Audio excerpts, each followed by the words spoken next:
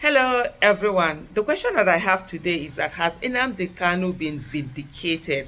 Because it's being reported that Canadian court has declared APC and PDP as terrorist organization, and I think Bruce Fern is saying that it is Nnamdi Kanu that should be prosecuting Tinubu and not the other way around.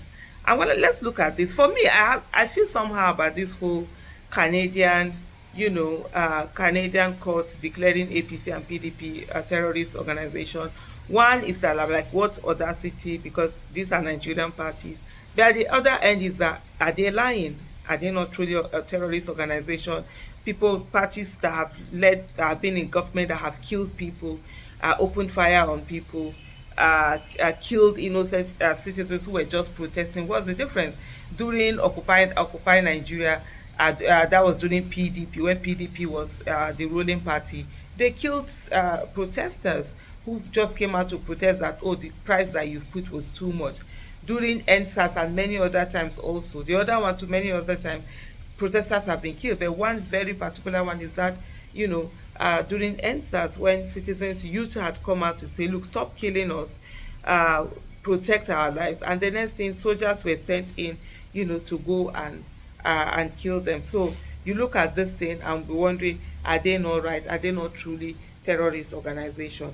As another reporter has this, it says, Bruce Fenn, a U.S. constitutional lawyer and counsel for Nnamdi Kanu, leader of the indigenous people Biafra IPOB, said that the Canadian court's ruling shows the Nigerian government prosecution of Kanu is like Lucifer prosecuting Jesus.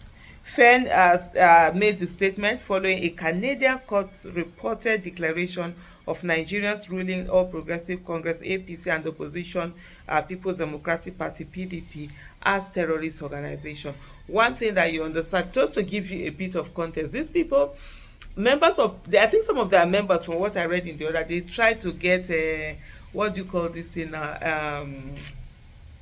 What's that thing when you, oh Lord have mercy, this old age, when you go to other people's this thing and it just came to, so, oh Lord have mercy, sometimes you have this thing, something, you're trying to remember something and it just enters your head and then it just goes off again. I'm sure you're going to see this video as it is. I don't have time editing this out and making it look good or not. This is how it is.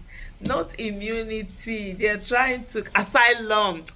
What is it? Yeah, they're trying to get asylum. They go over to these places when they've already caused havoc. I saw the other time when a policeman said that they were going to do something to in Nigeria. You sure Canadian they drove him back, they denied him that asylum. Come back to Nigeria that you've helped to destroy. Where are you running away to? So it was on that this thing was made.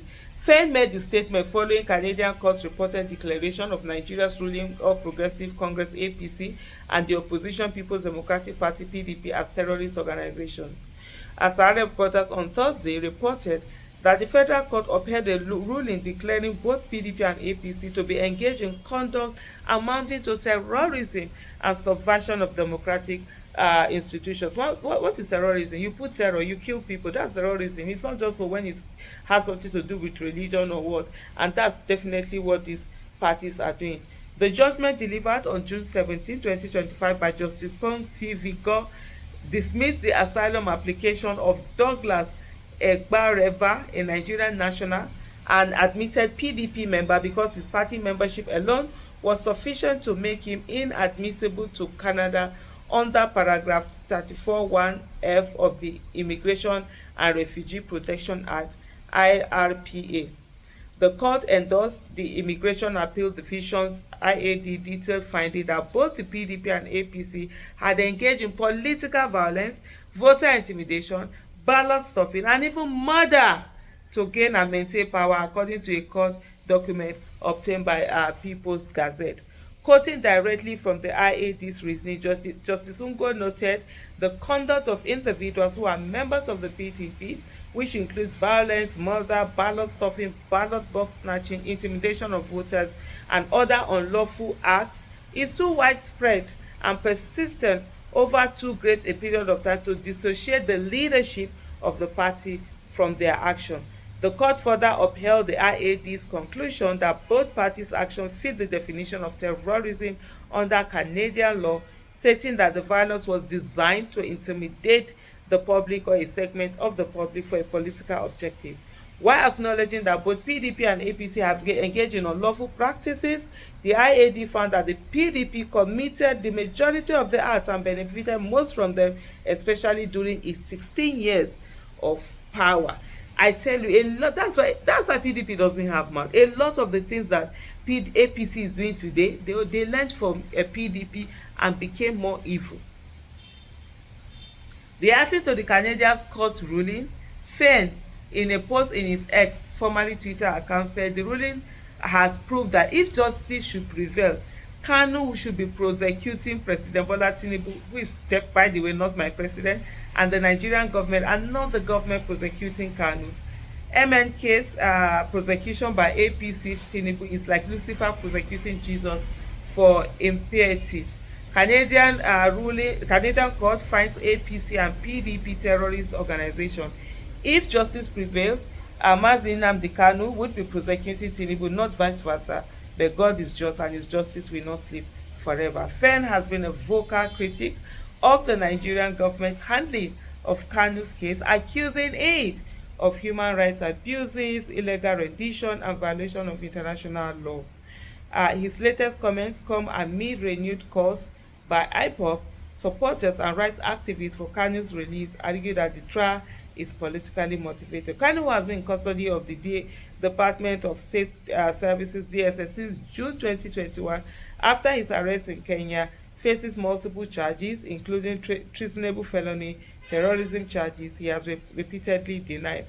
IPOB has maintained its demand for a referendum on Biafra's independence, while the Nigerian government insists the group's activities threaten national security. I do not see anything that threatens national security because people are asking for a referendum. There should be a referendum.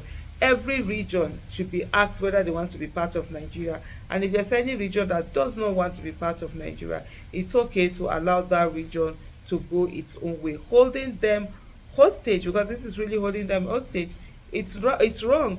If you do a referendum, then you put it to rest. If they want to go, fine. If they want to stay, whether it is IPOB, whether it is Arewa, whether it is Odudua, whether it is South people, let everybody decide. It is already 110 years, or it's already 111 years since the amalgamation, where the Northern Protectorate and the Southern Protectorate were put together. Why are you still forcing people to stay together? I have always said it, and I'll continue to say it. We need to have a Nigerian conversation. But by the way, has Kanu Nwankwo been vindicated? Now they have said APC and PDP are terrorist organizations according to a Canadian court. Thank you so much for watching. Bye.